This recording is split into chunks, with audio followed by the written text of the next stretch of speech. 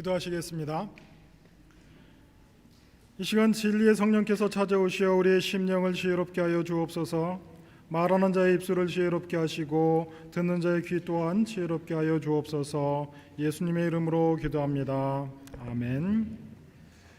우리 기독교 신앙의 토대는 죽은 자 가운데서 다시 사신 예수 그리스도께 있는 줄로 믿습니다. 그런데도 우리는 지난 사순절 기간 내내 그리스도의 십자가, 예수의 죽음을 이야기했습니다. 그 이유는 다름 아닌 그리스도의 십자가의 부활의 가장 명백한 증거가 예수님의 십자가의 죽음인 까닭입니다. 현대 기독교의 가장 큰 패착은 불편한 이야기를 외면한다는 겁니다. 그래서 그리스도의 십자가를 추상적으로 이야기하며 그저 부활만을 강조합니다. 하지만 온 교회가 부활절이면 성찬 예식을 거행하는데 우리가 먹고 마실 떡과 포도주는 그리스도의 살과 피, 곧 예수님의 죽음을 기념한다는 것을 명심해야 할 것입니다. 그리고 오늘 특별히 성찬 예식에 앞서 세례식이 있습니다.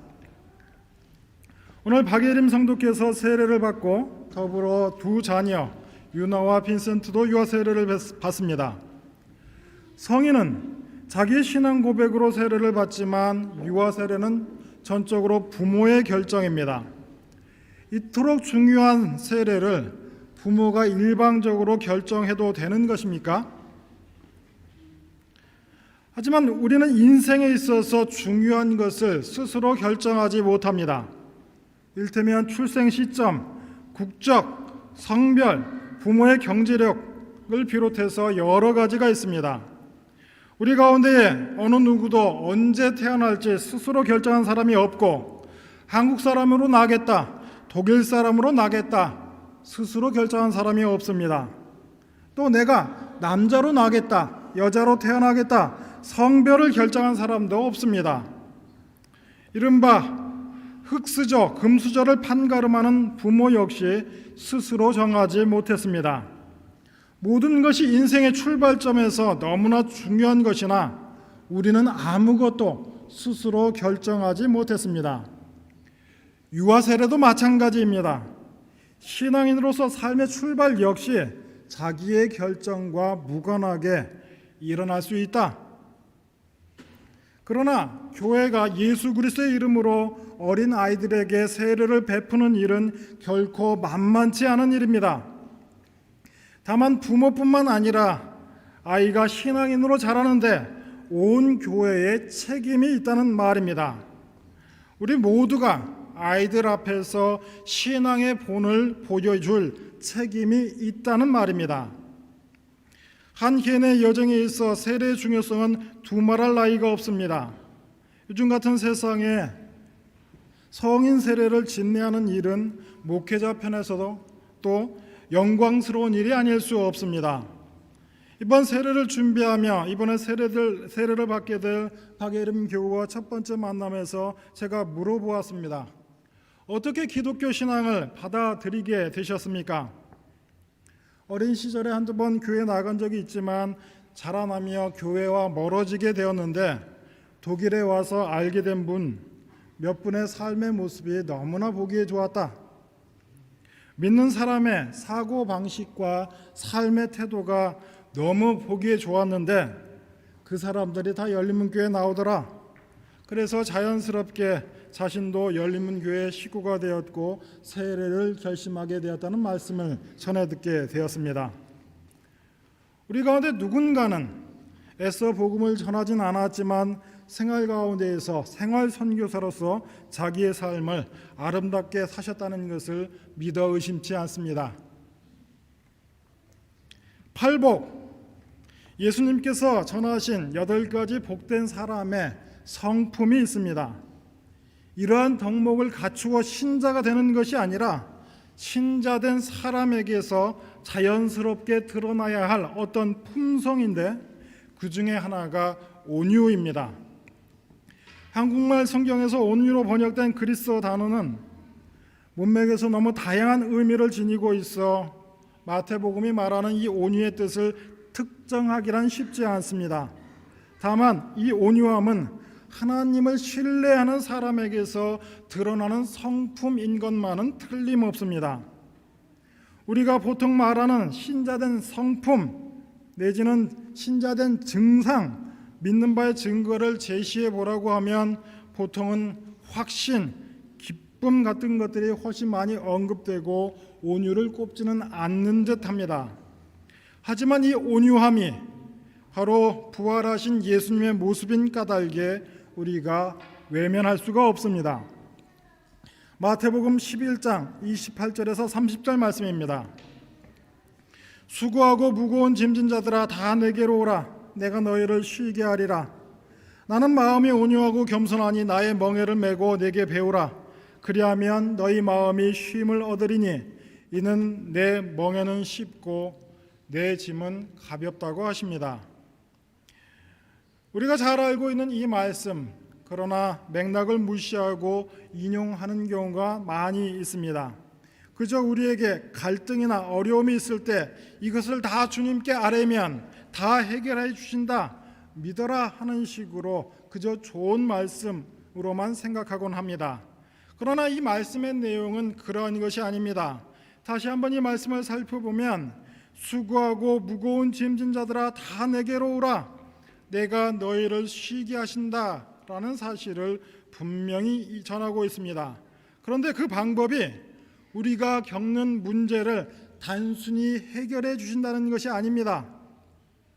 나는 마음이 온유하고 겸손하니 나의 멍에를 메고 내게 배우라. 그리하면 너희 마음이 쉼을 얻으리니, 마음의 쉼을 얻는 것을 해결책으로 제시해 주시거나 상황을 바꾸어 주신다, 어떤 실제적인 해결책을 제시해 주시는 않으십니다.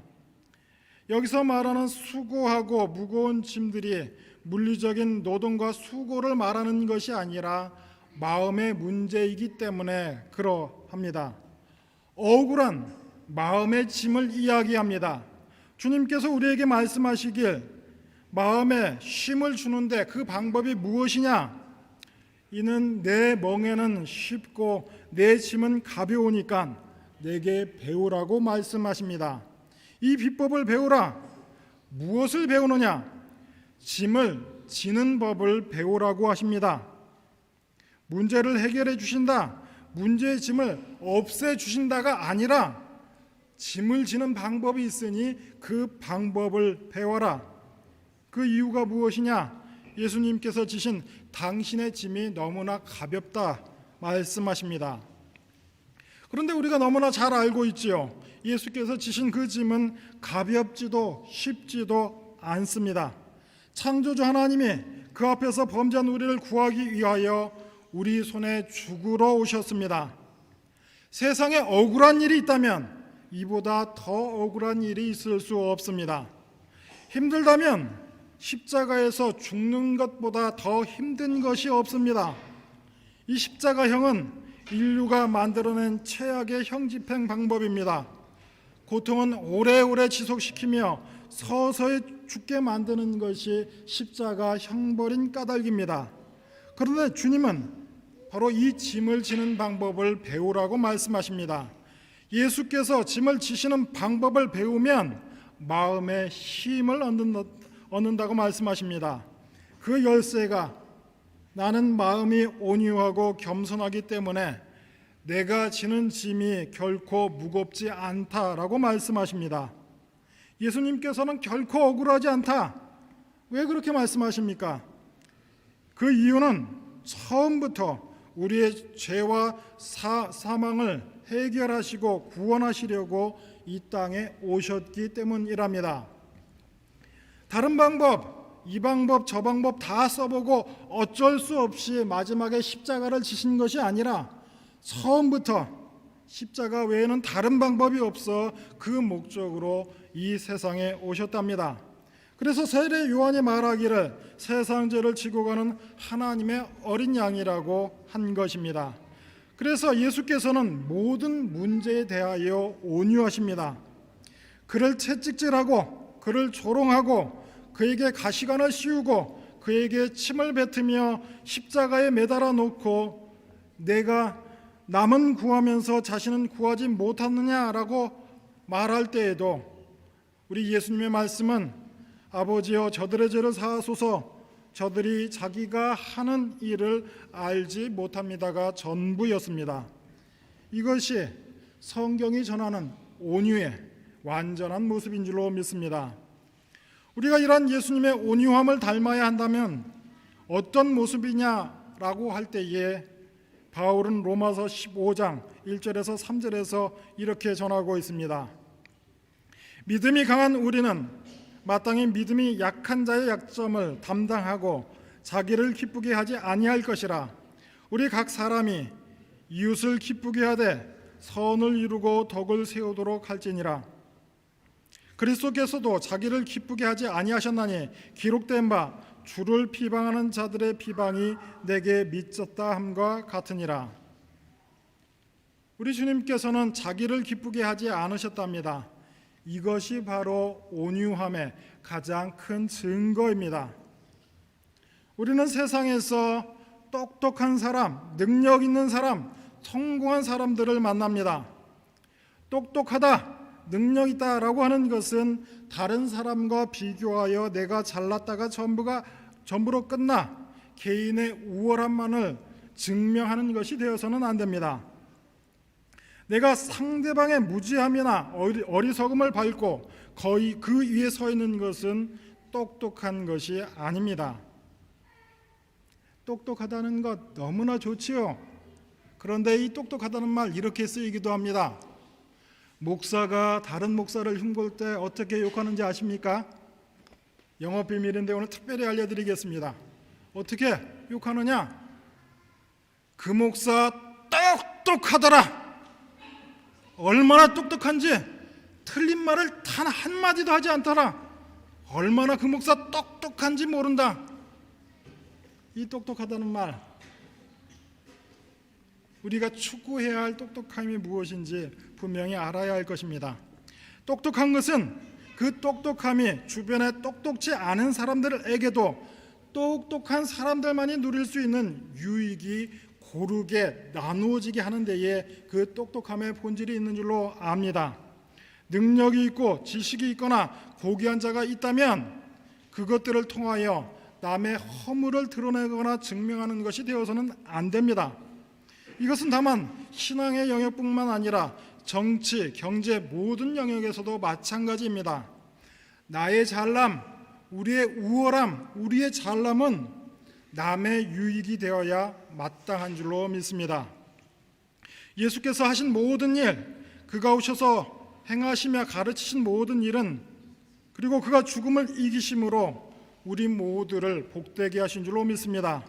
주께서는 이 땅에서 당신의 존귀하심, 거룩하심을 나타내시고 우리와 비교하시어 너희 인류들은 나쁘다, 악하다, 비천하다를 단 한 번도 드러내지 않으셨습니다. 다만 우리에게 은혜를 베푸시려고 오셨다. 바로 이것이 바울이 로마서를 통해 전하는 온유함의 본질입니다. 그리고 이어지는 고린도 후서 8장 9절 말씀입니다. 우리 주 예수 그리스도의 은혜를 너희가 알거니와 부유하신 이로써 너희를 위하여 가난하게 되심은 그의 가난함으로 말미암아 너희를 부유하게 하려 하심이라. 예수님의 부요하심과 고귀하심이 우리의 비천함과 가난함을 확정지으려고 오신 것이 아니라 그가 부요함을 베풀어 우리의 가난함을 메꾸어 주려고 오셨답니다. 바로 이것 또한 온유함의 한 모습입니다. 우리가 종종 온유하지 못하여 다툼을 경험할 때 대부분은 지지 않겠다, 손해보지 않겠다의 싸움인 경우가 대부분입니다. 이 싸움은 금전의 문제일 수도 있고 이해관계의 문제일 수도 있고 가장 많이는 자존심의 문제일 수도 있습니다. 도무지 상대방의 잘난 척하는 모습을 용납할 수 없다. 상대방이 나보다 크게 보여 내가 초라해지는 것을 참아내지 못하겠다. 그러나 우리 믿는 사람들은 상대방의 허세를 폭로하려고 애쓸 필요가 없는 사람인 줄로 압니다. 우리가 오히려 더 큰 온유함으로 그것을 용납하면 상대방이 일부러 허세를 부리려 애쓰지 않게 될 것이기 때문입니다.